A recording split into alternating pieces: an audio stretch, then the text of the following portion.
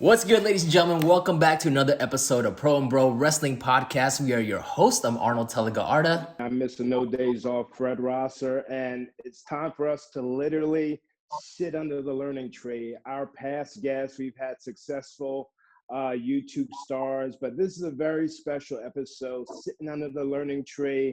This OG, out of the 55 episodes that we've done, Arnold, this OG is someone that has seen it all. He has done it all, and this episode is especially 420 friendly. His government name is Charles Wright, but to the world, he is known in the entertainment world and in the wrestling world as the Godfather. Thank you for joining us on Pro and Bro Wrestling. I always say, don't die with the story and you tell it.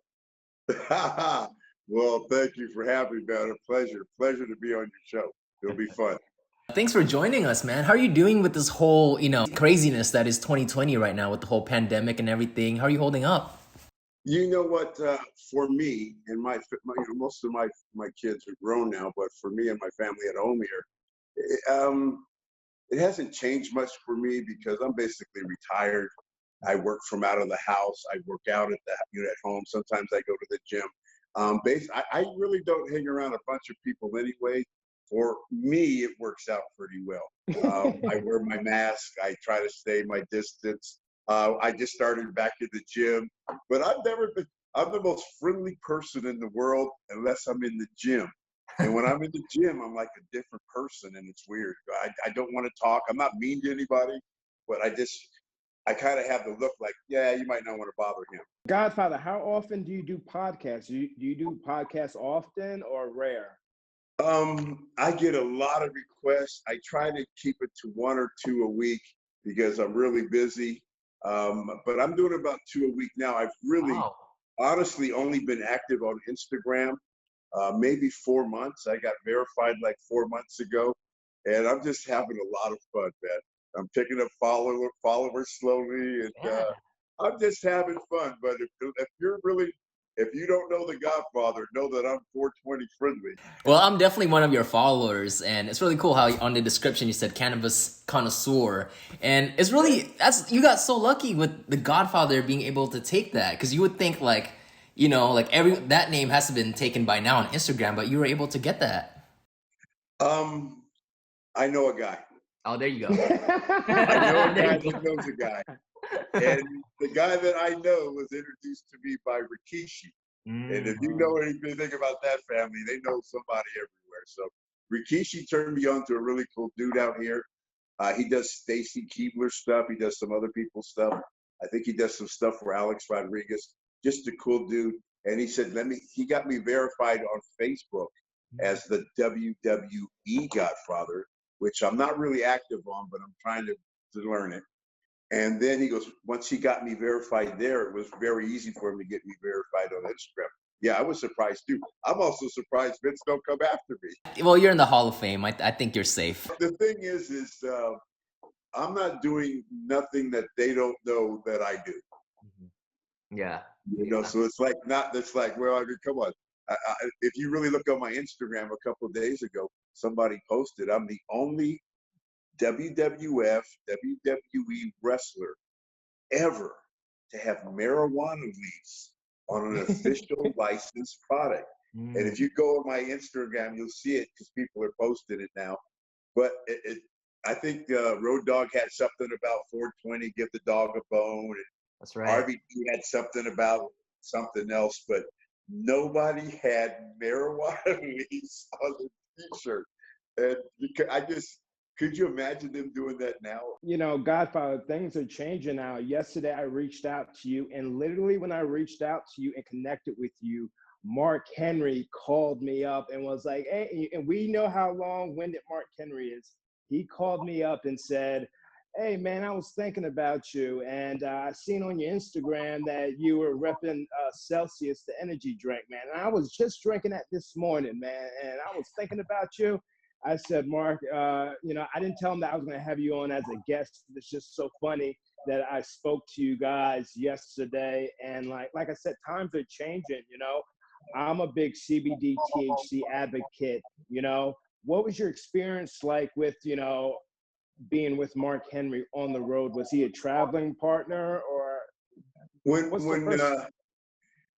when we first started traveling with the nation, Vince wanted me, Ron, D'Lo, and Dwayne to ride together because he wanted it. He wanted us to show up together, and that's how we rode it first. Mark Henry wasn't part of that, and then one day, The Rock came to me, and it's a true story, man. Like, I don't know, it wouldn't be a true story, but he's like, "Hey, Godfather, man." He goes, "I can't ride with you no more." And I'm like, "Well, why the hell can't you ride with me no more?" He goes, "Bro, everywhere I go, I smell like weed, and I don't even smoke weed." And everybody's always like, "Oh, you smoke weed?" He goes, "Dude," he goes, "I can't go anywhere because I'm always smelling like weed." He goes, "I got to jump out of the car." I'm like, "Well, get your ass out because I ain't going to stop smoking weed." So Yes, um, yes, when yes. Mark came in at the end. Uh, Me and Ron, especially Ron, tried to help Mark because he was really green at the time, and so we Mhm. tried to help Mark as much as we could, and we did. And he was a quick learner, and but he kind of traveled with D'Lo in that thing. At that point, me, Ron, and John had kind of broken off with Teddy Long, and so Mark kind of traveled. Did we see each other in places? Yeah. Is he a good friend of mine? Yeah. Am I smiling just because the fact that you talked to him? Yeah, because he's a good dude. But that's how it is, man. And that's one thing different, I think, because I'm not part of the wrestling business today. But when I was part of the business, everybody was family.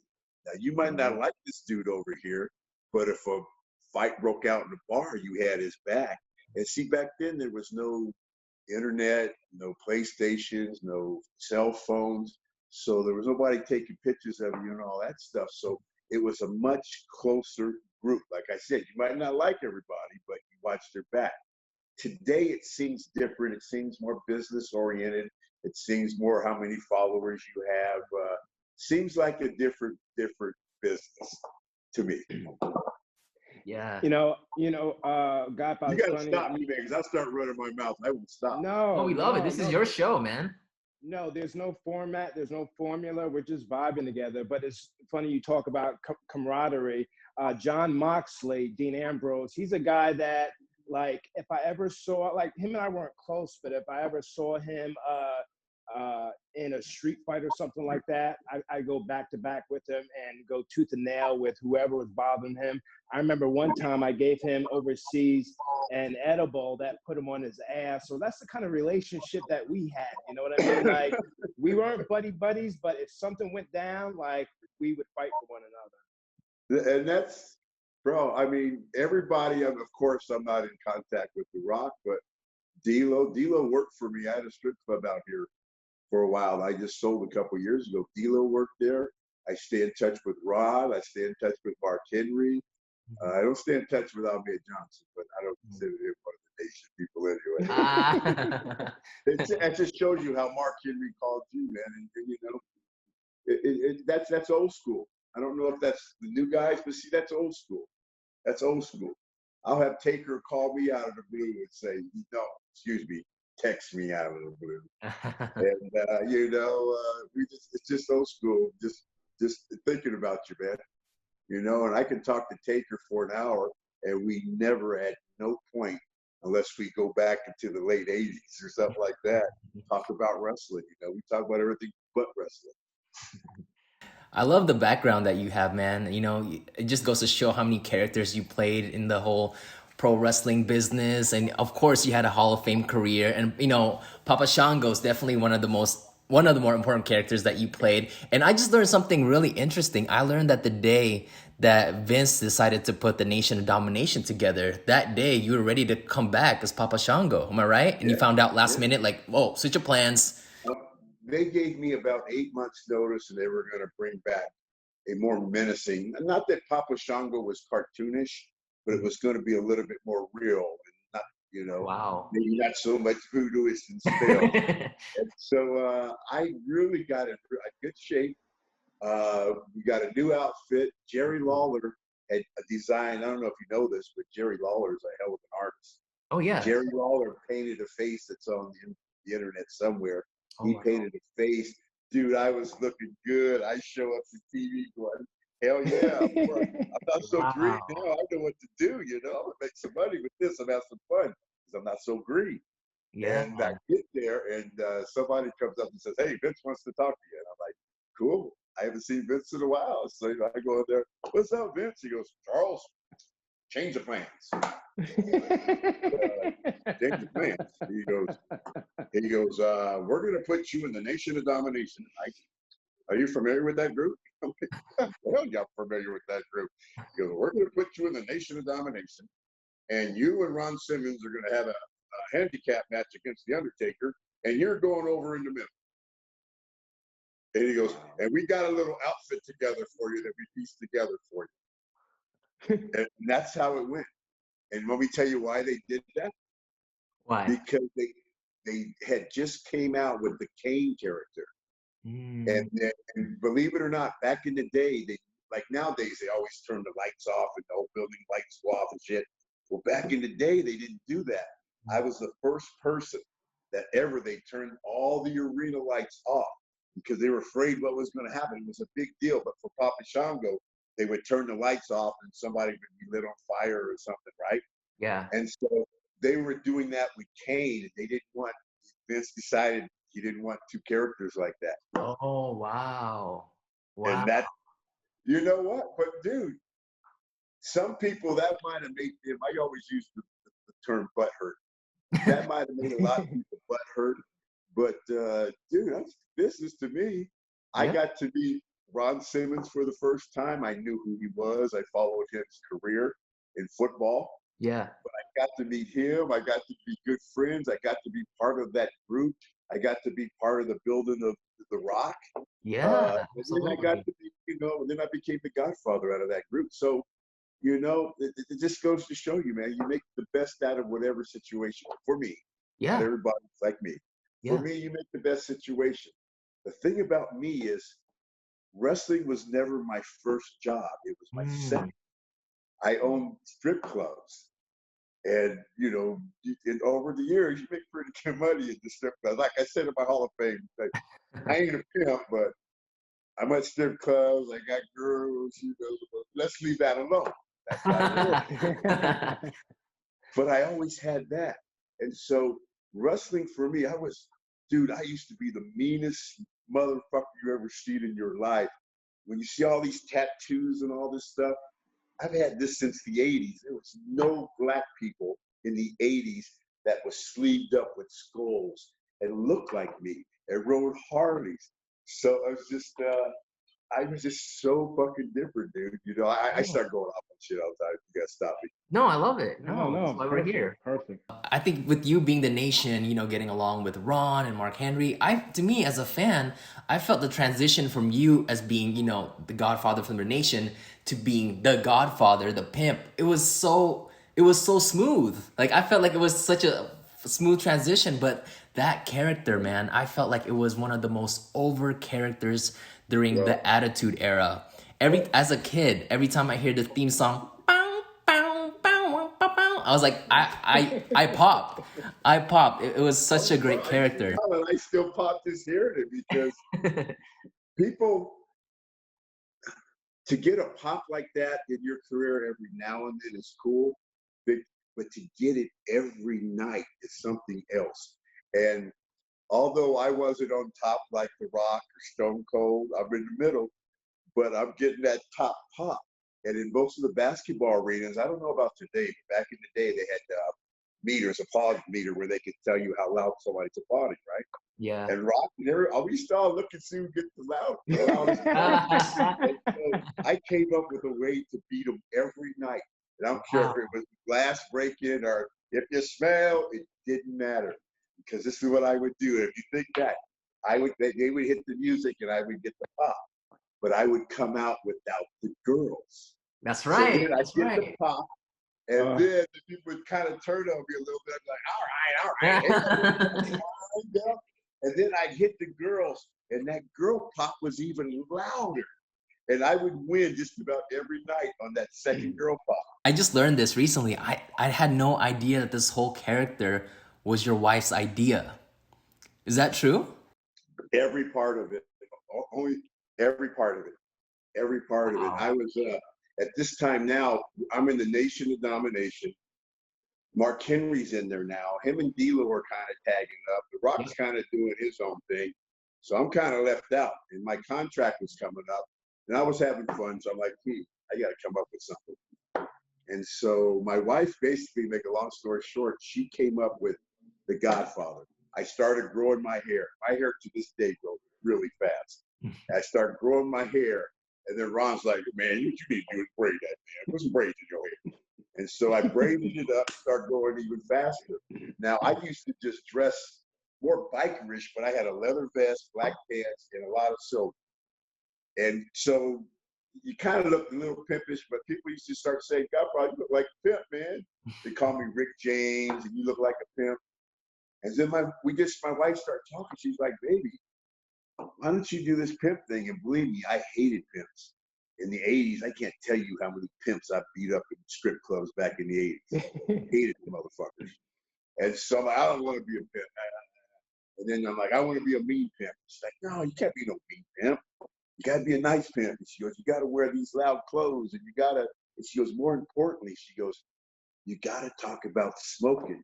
And she goes, you got to let your personality out and how you feel about smoking. And that was all her idea. All her idea. Vince had nothing to do with any of it until one day Vince told me, Charles, you think you can get some girls and put some girls on TV with you? And I'm like, Vince, are you fucking joking me, bro? And so he, Undertaker, and the Harris, the first time they were on TV is me, Undertaker, and the Harris boys went to the club and got some girls. But all me and my wife be sitting at home. What was good about that gimmick is whoever I wrestled, we knew what the start and the finish was. Yeah. But you had no idea I would offer you the hose at first. And That's you right. had no idea what I was going to say. I didn't go over it with you. And I kept it all. If you go back and listen to them, I kept them all a little bit personal where they'd be like, well, I said that. Yeah, I just said that. And, one time on Vader, God rest his soul. One time on Vader, if you've ever worked with Vader, he stunk. Oh, okay. that mask and all that leather, man, if you wrestled, it almost make you throw up. Yeah. So at one point, I was wrestling him. I'm like, Vader, these girls will even wash your gear, man. I'm telling you. I'm like, that'll make the boy happy. I would do things. It was so fun. And it just, the very first time that I tried it, I got Jack Lanza to let me and Bradshaw were in the popcorn match. You're right. We're in popcorn match. We're going 10 minutes. We're beating the hell out of each other. And people are sitting on their hands. And me and Bradshaw best buddies, but we're beating the hell out of each other, having fun doing it. And so I'm like, Johnny, let's try something different, man. And this time now I got braids. And I always wear these hats. They're called Godfather hats. And they all say this is the Godfather style. And that's how I got that name. And I told Rocky one day, hey, Rock, call me the Godfather. He goes, what? Just call me the Godfather. So he called me the Godfather that day. From that day on, everybody started calling me the Godfather. Yeah. And so it was, so me and Johnny, I think it was in St. Louis. And I'm like, Johnny, let's try something. So I go over with him. I'm like, okay. So I go out there and I swear it goes just like this. I go out there and people don't react. They don't give a shit about me. I go out there, I'm like, I get on the mic, I'm like, you know what? I'm just gonna say it. I'm a pimp. Just like you laughed, just like you did right there. Wow. Everybody did.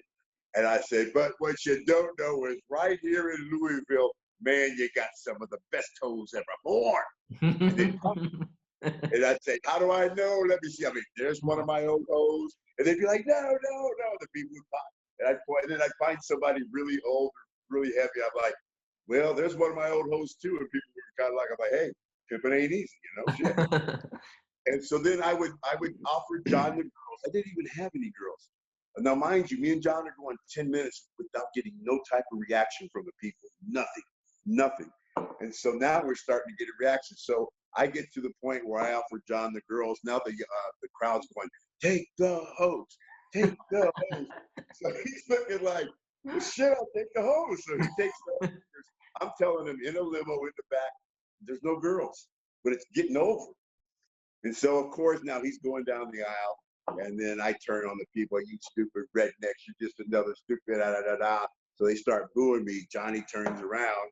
The referee buzzes me. I turn around. Lariat, 1, 2, 3. Fucking Johnny takes off. I pop up because I ain't dead. I pop up, put my hat on, and say, "Man, pimping ain't easy." Wow. It got such a reaction that Jack Lanza called Vince that when we had his agent talk with Vince, and he came back the next day. He goes, "Vince seems to think there might be legs to this." After that first night, and by the time we got to TV, Vince was like, "Could you put some girls to this?" Because now we refined it. After 3 or 4 nights, it got refined. Yeah. And the people were just buying it, man. They were just buying it big time, to where the first time it was on TV, it was over. It was like crazy, something you would work to get to after years to get to that point. It got there overnight after one TV show. Is that wild? That is wild, man. That's when you know it works, you know, when it works overnight like that. And again, I think it's so genuine because I feel like it's you just turned all the way up. That'd be me turned down, brother. Oh. Arnold. People will tell you, Rod, I mean, if you ever talk to Rod Simmons, Mark Cherry, I say, is the Godfather, just ask them, is the Godfather really the Godfather? And see what they say. And I'll let it go. Okay. All right. And I'll let it go with that. Arnold, this whole episode so far, I've been having moments. I've been having goosebumps moments because, you know, Godfather, it's storytelling 101 at its best, you know, about how you would ultimately bring out the hose and stuff like that to get that pop. And there are guys like myself where you'll have moments where you'll get a pop here and there, but to get it every night, you know what I mean? That's why I wanted to have you on the podcast to explain your success, you know what I mean? Because that is just amazing to every night get such a reaction like that. Bro, I'm not, no bullshit. I watched an episode with me against Kurt Angle where he talks about a prophylactic. And the pop was so loud that, and I'm not bullshitting you, man. I still get chills. It's so loud, and you can, because I can remember it like it was yesterday. It's just it's just crazy, man, to get a pop like that. And to this day, I'll watch some episodes or some old matches of mine, and I'll be like, God damn, I don't even remember being over like that, you know? Well, I feel like you had so many weapons like in your arsenal because, you know, if you think back of the Attitude Era and you think back of certain moves that you remember, people remember the People's Elbow, people remember Scotty 2 Hottie's Worm, but one of the things that I also remember is the hoe train when you start like revving it up like that was iconic. Guess who came up with that? You? Your Shane wife? McMahon. No way. We were in the ring and Shane's like, you got to do something where you shoot him in and he goes, you remember the Soul Train? Soul Train. You got to call it that was all Shane. Wow. and Shane's like, then he goes, don't take too long though. Don't leave him there hanging too long. He goes, wind up. He goes, and then boom, and then when you're finished, he goes, and you call it the hoe train. And he goes, and you go, hoe train. Just like, wow. And it's all Shane McMahon. Is that crazy? That's awesome. Wow. Shane's so smart. You know, with that character too, you got to accomplish big things. You held one of the prestigious championships there is, the Intercontinental Championship. So how did you feel when you won that? I felt great. It was an honor to get it. But the belt didn't mean anything on The Godfather. Yeah. And that's why they didn't have it long, because it didn't mean, it was just something. I had the girls. Right. And the girls way overshadowed that belt. Right. Mm-hmm. And so the belt was just something that the girls carried. And they, you know, but I had people give a shit. I would have a 10-minute match and the match itself would be 2 minutes because people wanted the show. Yeah. And so it didn't really go with the belt because Godfather was more of a show. Yeah. It was Yeah. more of an entertaining. And I used to tell people, instead of they got enough wrestlers, they got enough people getting this, doing that, and all these moves, I'm just going to go out there and entertain the people. And I'm going to go out there and just let my high ass attitude, my high ass have fun. And I'm going to tell people to roll fatties and light them up and do all that stuff. If you really go back and look at some of the sayings on my vest, they were all marijuana sayings. Yeah. All of I them. remember. And what I love about your run as the Godfather is when you teamed up with D'Lo, and I thought it was really cool that D'Lo kind of changed his look to accommodate your look, you know, and he was also dressed like a pimp. How much fun did you have with that? They did that to Val too. They did that to a few people because the Godfather could only go so far. Mm-hmm. And so they had to keep it entertaining, and so they put it. But that was fun. I think me and D'Lo wrestled somebody at one of the WrestleManias, in fact, with Ice-T. Came out with this in LA. I don't know which WrestleMania that was. Gotcha. But now, to this day, D'Lo lives in Vegas. I don't see him too often, but I see him on the road every now and then. Mm-hmm. You know, Godfather, just your social media alone, what attracted me to you even more is that, you know, you're still working out. And a lot of times, you know, once you're done wrestling, that whole saying, if you don't use it, you lose it. You know, health is wealth. And I see you doing your medicated AM cardio, getting it out the way in the morning. And like when you do your IG lives, I'm like always rooting for you. Like, man, I love seeing this. I love seeing how you're a big advocate for cannabis and how you're still working out, staying in shape. How does your body feel? Any injuries, any nagging? I have arthritis in my knees, but that's not from wrestling. People don't know. I used to race dirt bikes, like desert race, go through the desert, 80, 90 miles an hour type of stuff. And I did that for so long after wrestling, it just really tore up my knees. What helped me was at 27 years old, I was Papa Shango. I'm doing Somas, Vicodins, Percocets, Percodans, Halcyons. I'm just doing everything plus drinking a bottle of Jack a day, okay? I tried marijuana for the first time in my life at 27 years old. Wow. And it completely changed my life. And I don't know how long after that, but after that, I wasn't drinking as much. Now I take no pills. I take it a leave every now and then. I take no pills whatsoever. I'll have a beer. I'll have a shot every now and then, but I'm not a drinker. The THC, the CBD, everything in cannabis is so much more to it than just getting high. There's such a health benefit to it that when, you know, I don't know what I look like on here, but I'm 59 years old. And if you look at a lot of the wrestlers that are 59, 60 years old, dude, you know, gout, diabetes, overweight, back, knees, shoulders, but they're still taking pills. Yeah. And they're still drinking, and they're still eating like shit. I'm not a fitness person, but, you know, I try. And I try to do the cardio, and I try to stretch, and I try to eat right, and I try to smoke a lot of cannabis. Are you working with any CBD companies right now? Not yet. Okay. I just got my brand. My brand's the Smoke Train. Like I said, I basically sold the club, but I got my money about 4, 5, 6, 7 months ago. I retired. Okay. And at that point, I'm like, what am I going to do now? And then my wife's like, why don't you get involved with the cannabis industry? I tried it at one point, but it got so costly that I invested lost so much money in it, and it was going nowhere that I'm like, I'm out of this. I didn't have the name or the money to compete with the people that were on top. And so now I'm kind of just becoming an influencer, and you are. Doing my thing and having fun. I just got my Smoke Train brand. I just got medicated car. I got a lot of things happening. I'm gonna start going live on Zoom pretty soon. I don't think I'm gonna do a podcast. It's gonna be just more of a smoking thing. We can talk wrestling, but most of the people on there are gonna be smoking with me. We're gonna be talking about what's going on in the cannabis world, in the wrestling world, whatever, you know. I think it's going to be different this time around when you go for it because, again, now you have, you always had the star presence, but now you actually have an Instagram account. So you have that social media presence to promote your product. I wish I was 30 years ago, not 4 months ago. But your numbers are catching up, so you're doing okay, man. Hey, I'm having fun.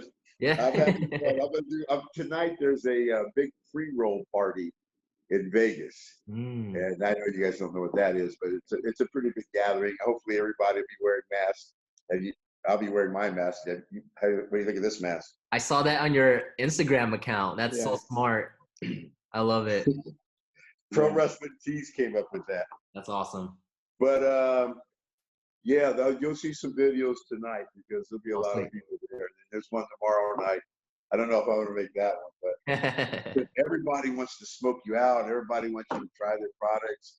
And then I have this little mouthpiece thing because I walk around with, because of the COVID, I don't want to smoke behind anybody or have anybody cough or any of that stuff. So I have something called a mouthpiece. It's a rubber mouthpiece that fits into any bong.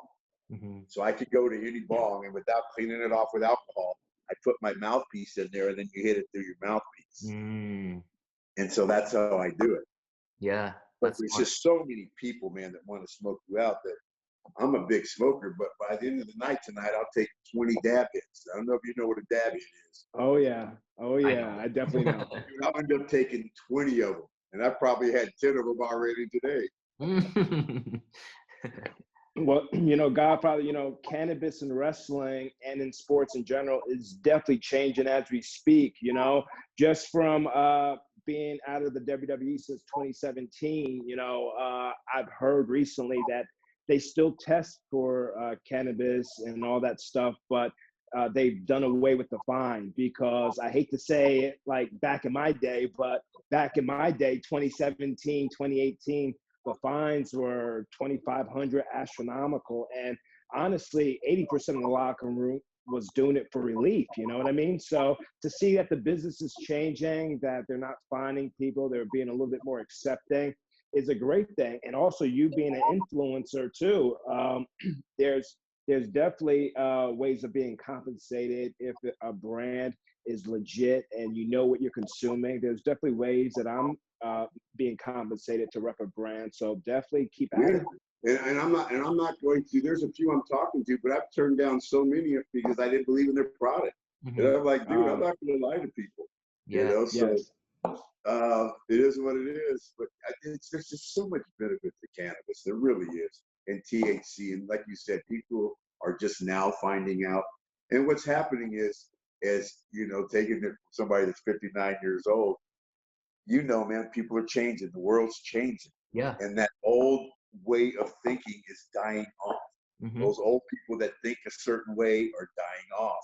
And now you're getting lawyers that are gay and lawyers that smoke marijuana and doctors that are gay and smoke marijuana. Yeah. And everybody, and you're getting now congressmen and, governors are admitting to smoking marijuana.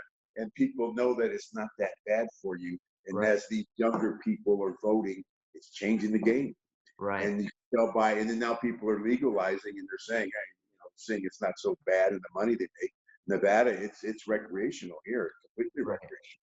And there's no problem with it here. Talking about the whole CBD thing. I don't know if it was you that told me, Fred, but I remember hearing like RVD one time talking about, how he hears like his fellow wrestlers talking about, I have like joint pains, I have this, I have that. And RVD saying like, you know what, I'm pretty much feeling okay, not that bad for what I've been through.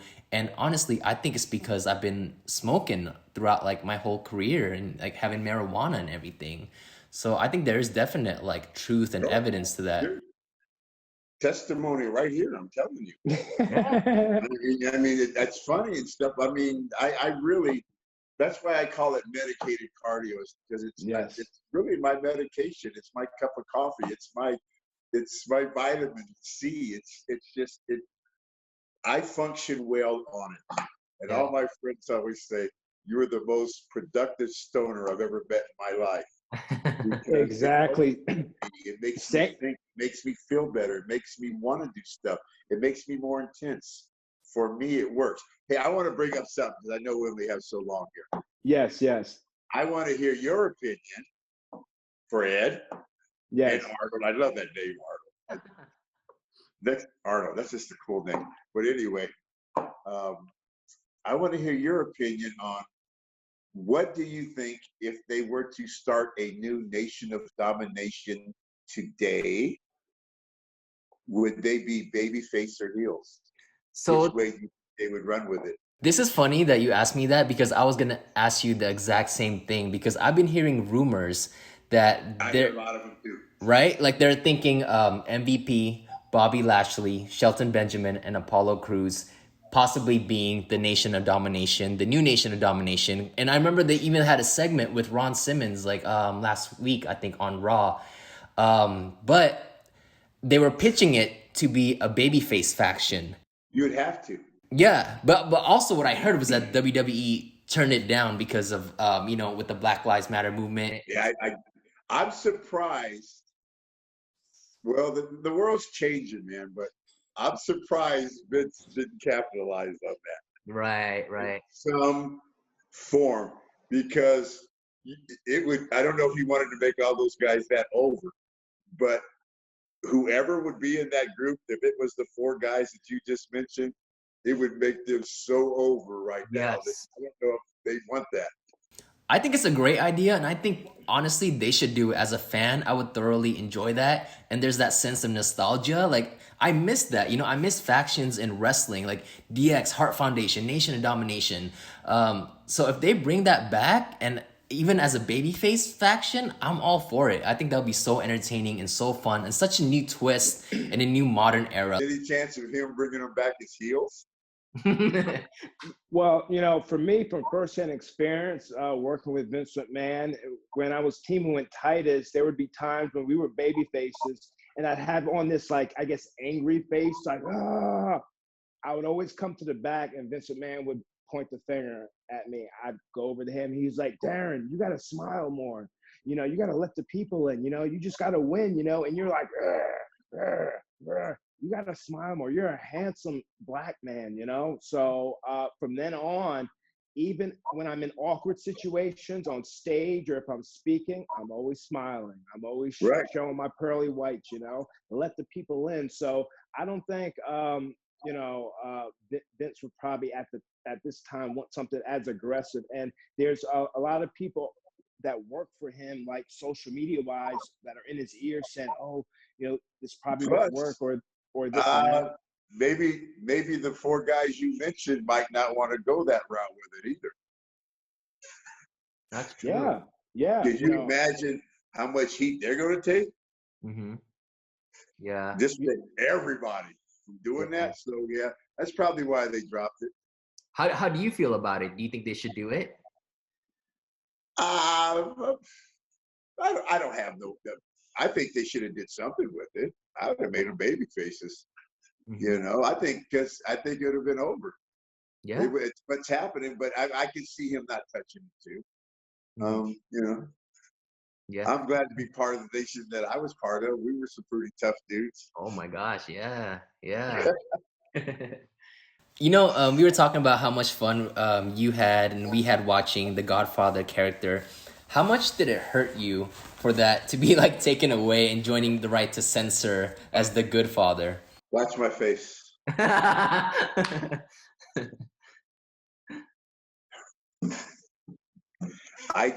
This is a complete shoot. Okay. Complete shoot. I just lately started signing the Good Father on stuff because I refuse dude. Going back to the pop and being the Godfather, that was so over and so real. Talking about living the gimmick, bro. Believe me, I was living at home, living a job, I was living the gimmick. To live the gimmick and to really be acting like that. And then one day Vince takes it away. And when he called me into his office and told me, I can remember to this day, all I kept saying is, so I'm not the Godfather no more? Aww. I don't have the hose anymore? Or like, so I'm not the God. I just remember I was like in shock. Yeah. And I went and talked to Ron and some people, and I almost said, hey, I'm out of here. I don't want to do this. I don't want to do this. And for whatever reason, I stayed and I did it, but I did not want to do that. It was just, like I said, wrestling to me, when it wasn't fun, I would leave. Mm-hmm. And because I had another ways of making an income, I had good income from the bar, so I didn't really need wrestling. That's why I would come and go. I would come and go because I wasn't having fun. What happened to Papa Shango was nothing to do with Vince. I was going through I used to be more of a biker than what you see in front of you, much more of like a Hell's Angel type of biker. Yes. And when I was Papa Shango, I was going through a really rough time with this, and this girl was messing with me, and me and Undertaker going out. And I'm getting into fights, and a lot of fights, and I'm putting my fist through windows, and There's another guy named Bear who's an alter ego of mine, not anymore, but a lot of people call me Bear. And that's this mean motherfucker dude, and I'm telling you, he's really mean. Mm-hmm. But so Taker and Vince, they're like, dude, it might be time for you to go home for a while, get your mind right. And so they kind of gracefully got me out of there. But it was me. And then I came back, and they wanted me to come back, and I tell them, they're like, hey, we want to do this. I'm like, nah, I don't want to go back. And then they call me and say, hey, we want to do this ultimate fighting thing and do this and that. You can ride a Harley. They're like, oh, you can ride a Harley? I'll come back, ride a Harley. And that's why I came back. Yeah. And it went like that, and it just, because I had another means of income that was pretty good. So I didn't rely on wrestling as my main source of income. Wrestling's been very good to me. I made good money in wrestling. I still am. Right. But I'm blessed for that, and I'm grateful for that. But wrestling was always it was a way for me to act crazy and get paid for it, to be honest. Yeah. And people I didn't even watch wrestling as a kid. You know what I watched? Roller derby. Oh, wow. And in the Bay Area in the 70s, see, like you guys, I got out of high school in 79. You guys are like, shit, I wasn't even born then. Okay, so back in the 70s, you had Oakland Raiders. I'm from the Bay Area. You had the Oakland Raiders, the Hells Angels, the Black Panthers, and roller derby. And roller derby was much bigger than wrestling back then. Mm-hmm. And so that's what we watched, was roller derby.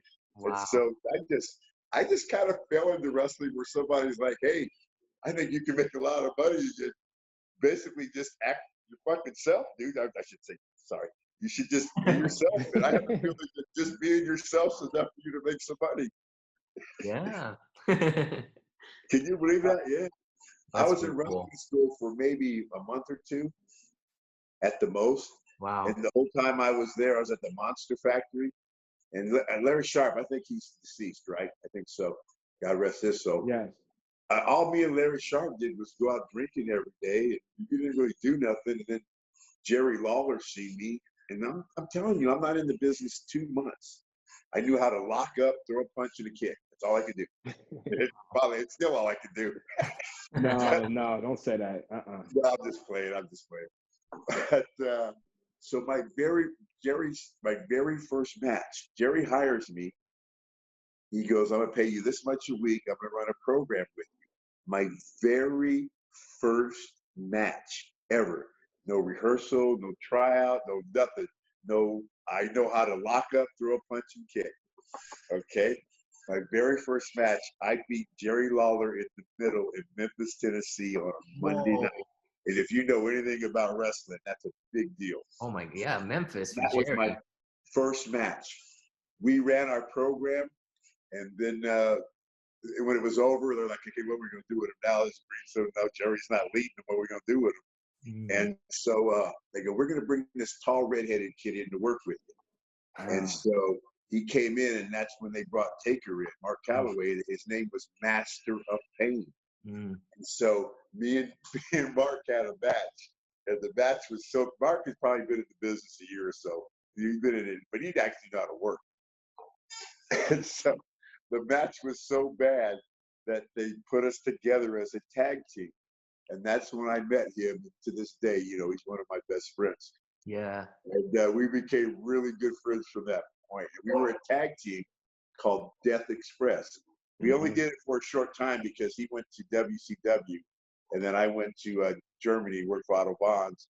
And then when I got back from working with Otto Bonds in Germany, he had been in the WWF. You were over there for a year. And then I went to the WWF. Yeah, that's how it went. In the Undertaker's Last Ride documentary, he reminisced a lot of the old BSK days. And what was your fondest memory during that time with him? My best memories of him are the Memphis days, us starving, us driving 200 miles and making $50, and 3 or 4 being him, dirty white boy, dirty white girl, riding a Ford Taurus, stopping at a Wendy's, and then one of us going in there and paying, and then walking out and going to the bathroom and getting the receipt, and getting up early in the morning and driving 200 miles to work for free, and then driving to and getting stuck on the road and getting stuck here and having a out here. Those are the stories that we talk about. Hell yeah. And it's usually me doing something stupid. And I can't believe that Taker isn't a smoker. You guys are so close. Nope. I gotta be, I gotta have a smoking partner. No, he doesn't smoke. I don't ever remember him even trying it. He might have tried it back. Like I said, I didn't start till I was Papa Shango, and he's never been a smoker. He used to keep some at his house for me just when I came when he lived in St. Pete. Oh, what a true friend. Wow. You know what? One thing about cannabis, it makes me a lot nicer person. Yes. I mean, I needed it on the long car rides with Mark Henry. So I definitely, know what it's like. I've never seen Mark Henry smoke. No. But I'm the most peaceful, the best driver too. Right down the road, no swerving, not one bit. I'm focused. I tell Mark, I was like, if you want me to drive 300 miles, you got to play some good R&B music because I'm an R&B head. He's a good dude. I like Mark a lot. He's a good-hearted dude. But Godfather, I got to ask you, like for me on tour, I like to sit in the middle of the bus. The people that sit in the front of the bus are the people that play the dominoes. The people that sit in the back of the bus are the wild ones. Where would you sit at on tour? Back in the day, the back of the bus, it was called Yoko Lounge. Ooh. And that was our lounge. And BSK, when we go on these tours and stuff, it was called Yoko's Lounge. And only BSK would be allowed back there. We'd let X-Pac would come back there sometimes, a few people, but you had to be BSK to be back there. And we played dominoes back there and have our own stuff. But that's where we hung out. Now, after that, I would, just because B, like if I go to WrestleMania or anything and I got to get on any of the buses, I sit in the front seat. Who's on the bus? I sit in the front seat right there. I don't know why I do it, but I do it. So. Yeah, like me, like on tour, like I don't want to be amongst the craziness. Like I'll go in the back of the bus to, be the medicine man and get some edibles or chop it up with the guys. But I like my own space. I'm quiet guy backstage. I'm quiet guy in the locker room. Just having a good time, just laughing at everything, just non-confrontational. So yeah, I'd always be in the middle of the bus. Yeah, we were playing loud rap music, playing dominoes, probably drinking. Country music too? Huh? Country music too, I know. They didn't, only person like country was, of course, the Godwins like country and me. And to this day, excuse me, to this day, like if you go outside in my truck, I guarantee you country music's on, but the older country. But like I always gotta tell people, you can't forget I'm older, man. When I was in high school, they had an AM radio in the car. You had an AM radio. You had country music. You might have a soul station. You had you had that. You had a country station, a rock station. You didn't have a lot of stations. So I grew up in plus I grew up in the middle class, mostly predominantly white neighborhoods. So most of my friends were listening to Leonard Skinner and Led Zeppelin and stuff like that. But I listened to everything, man. Just a quick story. This might make me look stupid, but I'm in the car with Yoko. I'm driving. Yoko's to my right. Taker's behind me.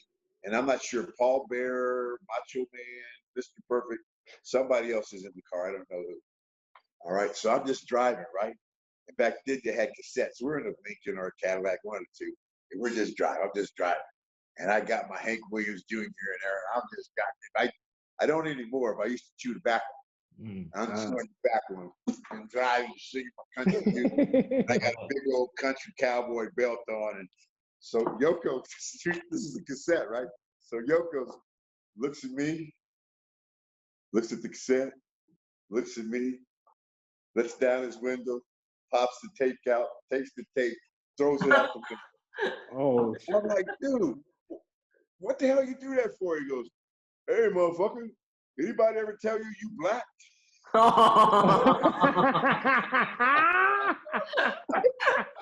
swear to God.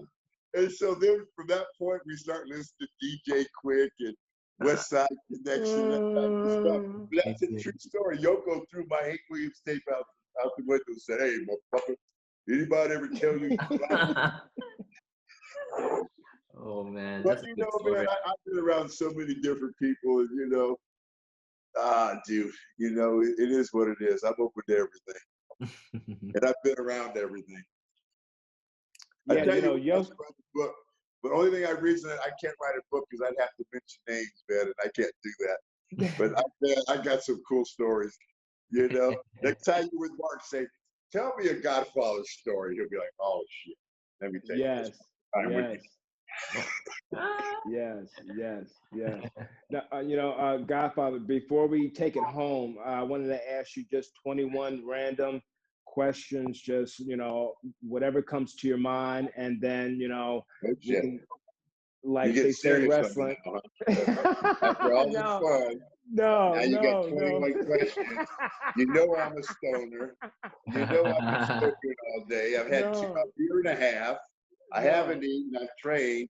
Okay, let me take a rip first. It's the warm up. Oh, no, it's just we're just having fun. You know, I know time is money. I don't want to take up too much of your time. Let's do it. Okay. What's your favorite thing in your closet right now? My guns.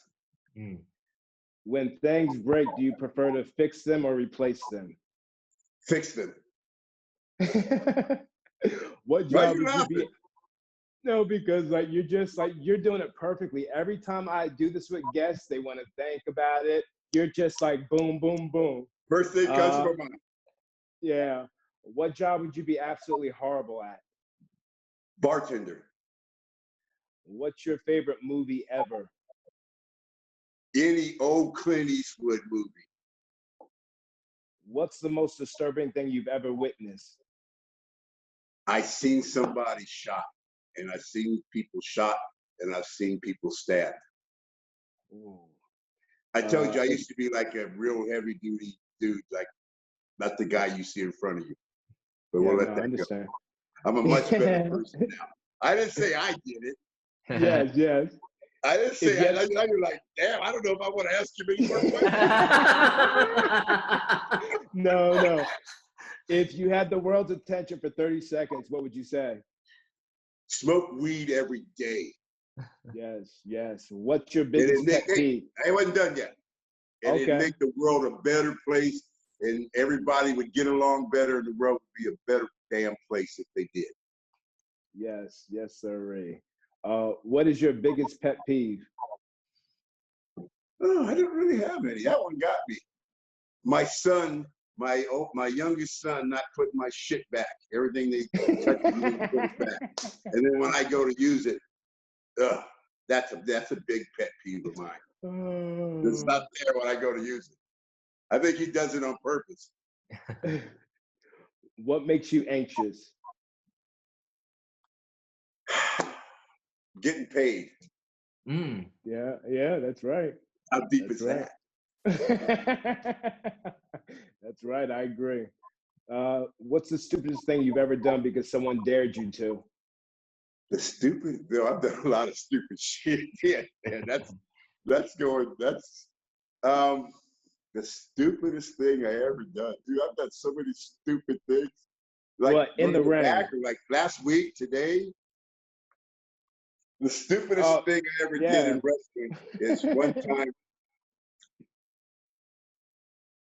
I put a car in a ditch riding with The Undertaker when he had drove 50 miles in the sleet and snow of Tennessee hills. And I was being a dick and I wanted to drive. And after I took over, I maybe went 5 feet, spun the car out, put it in a ditch. And that's one of the dumbest things. And he tells that story too, but that's one of the dumbest things I ever did. Never drove in the snow before. My ass is, I'm not driving.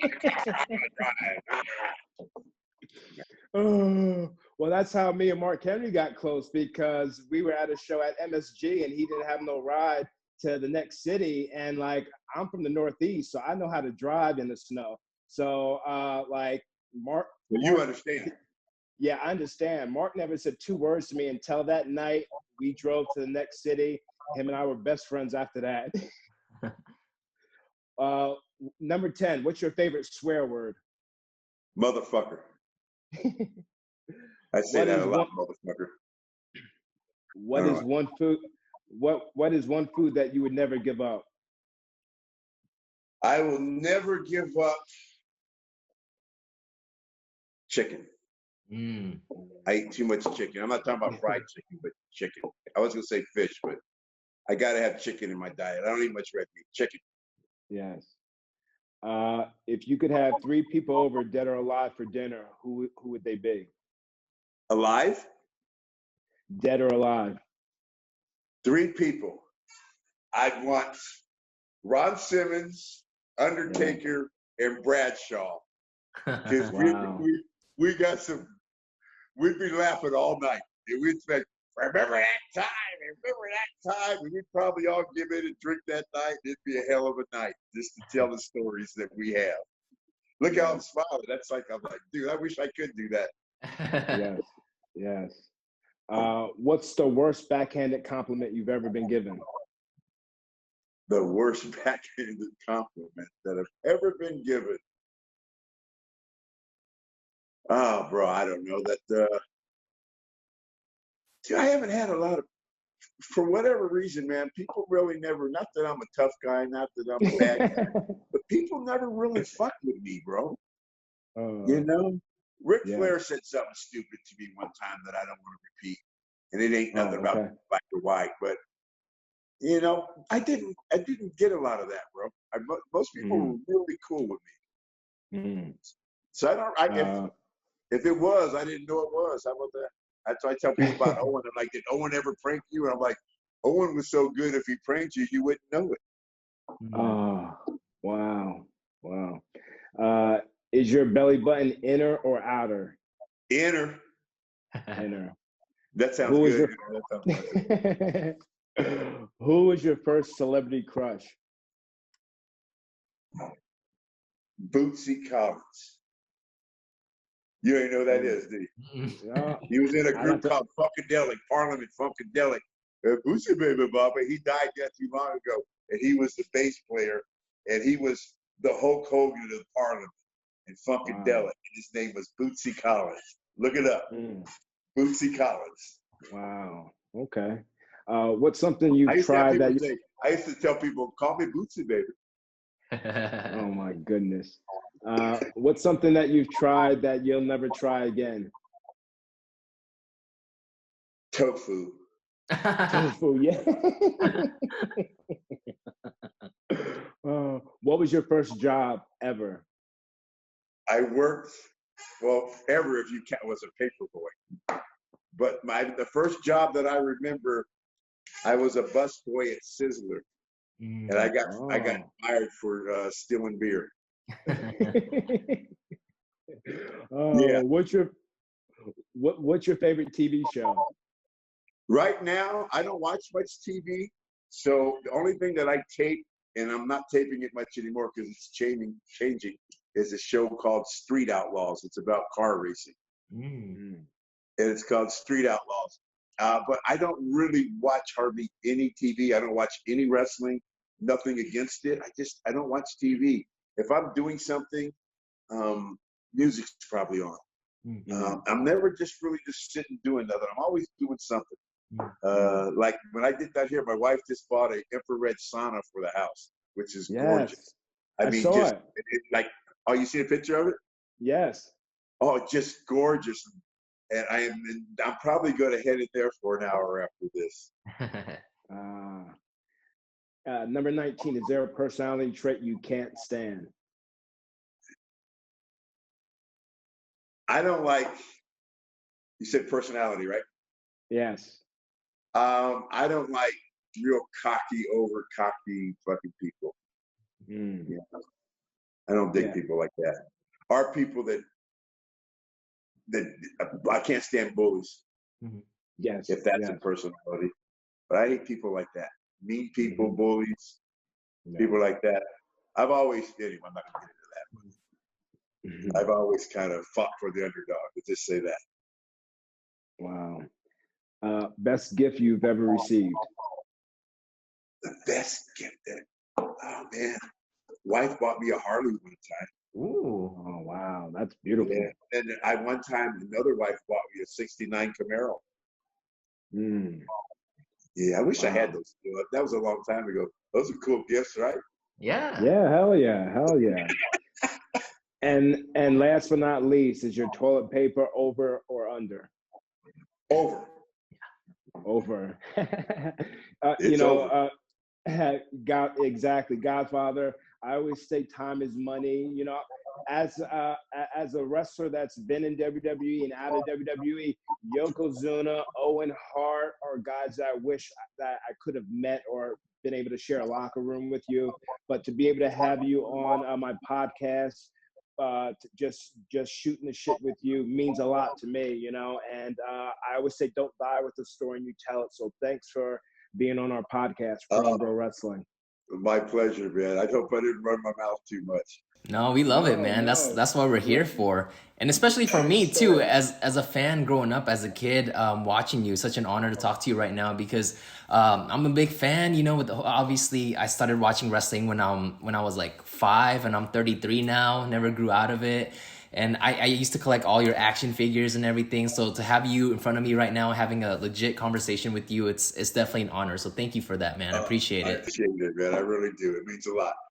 yeah, and You anyone guys, that's watching this, and I mean, anyone watching this episode can learn from you. Sit under the learning tree, literally, and just learn about performing because you are one of the best.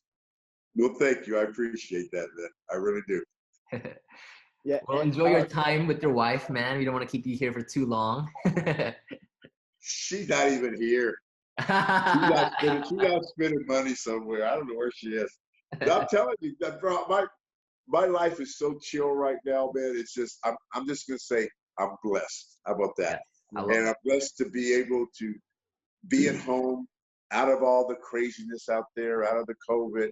I can work out here. I can do everything I want here.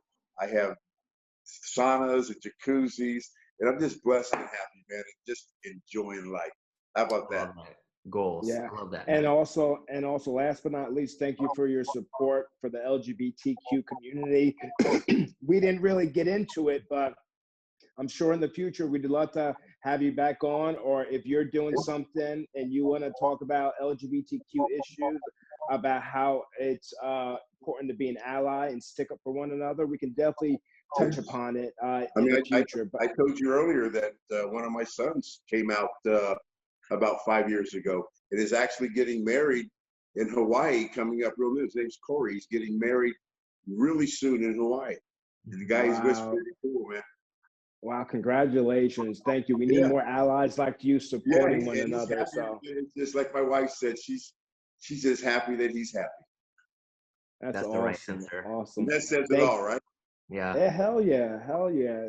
Thank you, Godfather, for being on. Time is money. Have a great night. Appreciate You, you, guys. man. Thank you. Godfather, a true OG on Pro and Bro Wrestling, man. It don't get no, when it comes to the Attitude Era, it don't get no better than that. You know what I mean? Yeah. Godfather, geez, man. So much history. We could have kept going. We could have kept Yeah. going. Literally, we could have kept going on. We slightly hit on the LGBTQ and him being an ally and him having a son who was gay. Who he said earlier, even off air, that I guess at a WrestleMania after party, that his wife had told me about her son, Godfather's son, being gay, and again, a lot of memory, a lot of foggy memories back in the day. So he had brought it up to me before we had went on the air. So that meant a lot to me that he's an ally and that he supports his son. Yeah. But yeah, true OG on Pro and Bro Wrestling. Absolutely. And it was so fun just talking to him about old times, you know, because like you said earlier, he's such a staple in the Attitude Era. Like if you're going to have like a poster of the Attitude Era, you'll see Goldust, you'll see Too Cool, you'll see Edge and Christian, the Hardy Boys, the Brood, obviously Rock and Austin, Mankind, Jericho, and the Godfather will definitely be there because again, like he said it before, like he would get sometimes bigger pops than like, you know, The Rock because it's just great. Like I just love his entrance. I love everything. And it's funny because it's been a while since I watched you know, his work because obviously I watched it every week as a kid, but I didn't go back to watch old stuff. And some of the things that he said just brought back so many memories because I totally forgot that he would come out without the hose and then like he'd be like, what? Oh, okay, come on now. Like I forgot stuff like that, you know? Yeah, I mean, that right there, that's literally wrestling 101, sitting under the learning tree. And it's all about performing, you know, because you don't want to shoot your load. You know, I always use the analogy in sex. You don't want to shoot your load in the first 5 minutes. You want to have a lot of foreplay, you know, before you climax. Same thing with the entrance. You know, you come out, you know, the people want to see it, but don't give it to them, you know, don't give it to them. Play around with them until you get that climax pop on the entrance because that's what it's all about. And he explained it perfectly, man. It was great to have him on. And he just seems like such a happy dude, right? Such a happy dude. Like last time I actually seen him was right before the pandemic. I didn't even get into that. He was over at the LAX Convention Center. They were doing a autograph sign. Undertaker was the headliner. And I seen Godfather from a distance, but I didn't get a chance to talk to him because we were just so busy. But he was getting the crowd at the convention center all riled up, doing his thing. And that longevity I talked about on the podcast, you know, you don't see people his age that look as good as he does. You know, he still takes care of his body, and that whole saying, if you don't use it, you lose it. You know, you've gotta stay working out. You gotta stay active the older you get. Yeah, absolutely. Especially the older you get, man. Yes. But yeah, great to have him on. I had a lot of goosebump moments because a lot of what he would say is stuff that I lived. You know, for example, him being a quiet guy, to himself. I'm the same way, doing the driving. I was the same way. So, it's a lot of similarities. Yeah. And this one is also a big one for me too, because, again, I would watch wrestling with some of my friends, and some of my friends that watch it with me, they don't watch it anymore. So I got to text the people that, that I haven't talked to in a while saying, hey, guess who I'm interviewing today? And I would be like Attitude Era, like things like that. And like, they obviously still remember and like, oh my God, like really The Godfather? Because we watched them together growing up. So it's really cool, man. Yeah, that means a lot to me because I like to anyone we have on the podcast has got to have some kind of connection to me somehow, some way. And that connection was his son being LGBTQ, and I didn't even realize that until he had mentioned it, so there's got to be some kind of connection. So I always get giddy on the inside when I'm locking a guest, and then I let to see your response. Like episode 52, a year of episodes, we had Zach Ryder, so that was special for me, for you to be excited over. So who's going to be next on Pro and Bro Wrestling? We'll just have to see. And thank you so much for watching and listening to this episode. If you guys are watching us on YouTube, make sure you guys subscribe and give us a big thumbs up.